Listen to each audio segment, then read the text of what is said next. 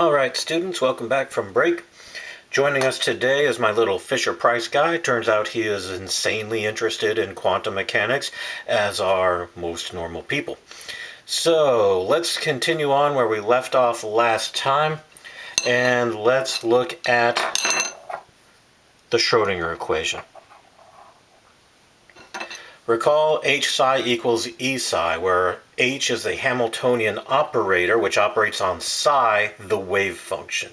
Wave function merely the mathematical expression describing the electron as a wave. And when you have a proper wave function, one that works in the Schrodinger equation, you find that when you operate on it with the Hamiltonian operator, you will get the energy of that wave function, plus you get the mathematical expression, that wave function, back again. Not all wave functions will work in the Schrodinger equation, but those that do, those equations that do, those wave functions that work in the Schrodinger equation will correspond to an orbital in the atom. Recall from previous chapters, the Bohr model of the atom had the electrons moving around the nucleus in an orbit, much like a planet orbits the sun.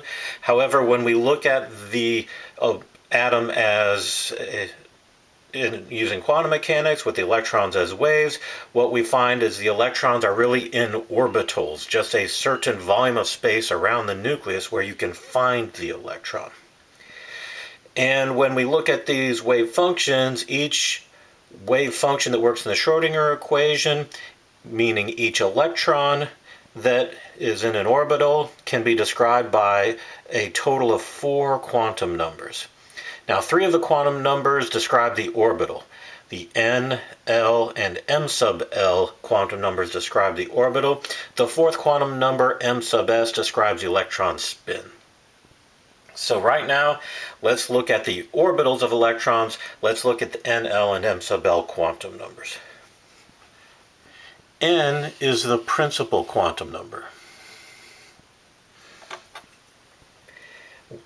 We call it the shell. The principal quantum number is the shell. And what this gives us is the size and energy of our orbital. How big is the orbital? N can have numerical values of 1, 2, 3, 4, 5, 6, up to infinity, but it has to be a counting number. Cannot be 0, cannot be 2.7. It has to either be 1 or 2 or 3, so on and so forth. The next quantum number is L, the angular momentum quantum number. Whereas N gave us the shell, L gives us the subshell. It gives us the shape of the orbital. And the numbers that come out of the Schrodinger equation can be 0, 1, 2, 3, 4, 5, all the way up to n minus 1. So in order to find out what L is, you have to first know what your N is. What is your principal quantum number? Because the maximum value N could be, or L could be, is n minus 1. For example, if your principal quantum shell was 3, if N is 3, the maximum value that L could be would be 3 minus 1, or 2. Note that usually L is given a letter instead of a number. And here we have the letters that correspond to the various numbers for our L. If L is 0, we're going to call that an s orbital. If L is 1, that's a p orbital. L is 2 is a d orbital. L is 3 is an f. 4 is g. And 5 is h. The fact of the matter is, when these orbitals were first looked at, they gave letters corresponding to the name that they called the orbital. And so first was S, then P, then D, then F, and that's all they really could see. And then as we looked into theory, we realized, oh, there are orbitals beyond F. Well, what comes after F? Well, we didn't have a name for it, so we just called it G. And what comes after G? H, and then I, J, and so on. We're not really ever going to worry about G, H, and I orbitals, especially H's, as we're going to find out in the next chapter why that is. All right, so let's turn the page here.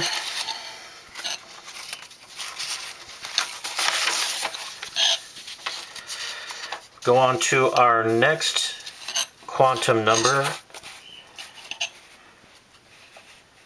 m sub L. M sub L is the magnetic quantum number. It gives the orientation of the orbital, and it has integer values from negative L to positive L. For example, if L is 2, what all values can you have from negative L to positive L? If L is 2, you can have negative 2, negative 1, 0, plus 1, and plus 2. Our last quantum number, m sub s, is our spin quantum number. That's kind of the easiest. It can only have one of two values, minus 1/2 or plus 1/2. Those are the only two values it can have. But when we look at these orbitals a little further, let's look at how these numbers relate to each other with NL and m sub L. Let's start at the top here. What if we are in the first shell, the n equals 1 shell? What possible values of the other quantum numbers can we have for n equals 1? Well, we know if n equals 1, the maximum value for L is n minus 1. So 1 minus 1 is 0. So the only value L could have is 0. We know m sub L goes from negative L to plus L. Well, if L is 0, the only value of m sub L is 0 also. Note, n is 1, L is 0. If L is 0, we call that an s orbital. So we say this is the 1s orbital. 1 for the n equals 1 shell, s for the L equals 0 subshell. And in n equals 1 shell, that's all we can have. Now let's look at the n equals 2 shell. For n equals 2, what are the possible values for L? Well, we know the maximum L could be is 1. 2 minus 1 is 1, so the maximum L can be as 1, but L still could be 0. We've got two possible values for L in the n equals 2 shell. We can have L equals 0, an s orbital, or we can have L equals 1, the p orbital.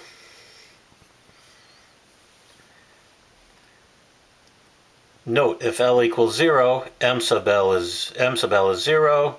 That's our 2s orbital. If L equals 1, the possible values of m sub L are negative 1, 0, and plus 1. Those would be the 2p orbitals.